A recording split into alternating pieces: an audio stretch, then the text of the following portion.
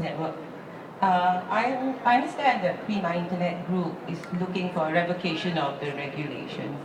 Would you, in the process, also be considering some kind of subsidiary regulations more suitable for the online community that you could also offer in place? And that's because I see that it might be very difficult for the government to climb down. I, I think most bloggers will not be against regulation because when you have hate speech, when there's bullying going on, you definitely need regulation to curb such kind of behavior. So I think none of us here are against total no to regulation. But what we feel is what we already have is enough to curb such behavior. And it may be too much, maybe you should even scale back a little bit.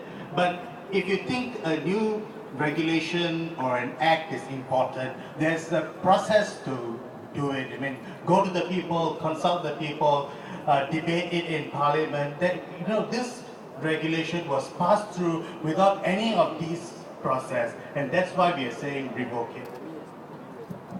Bertha, so just to follow on from Ravi and to put this current debate in context, a few years ago, the government convened AIMS, the Advisory Committee on New Media.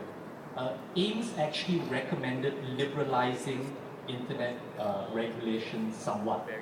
For instance, they said that websites should not be responsible for user-generated comments and libel and defamation. Okay, so we still believe that deregulation is important.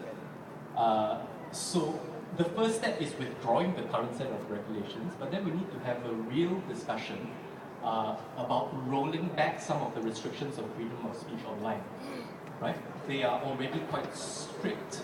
The Sedition Act, contempt of court, the most liberal defamation laws in the Commonwealth.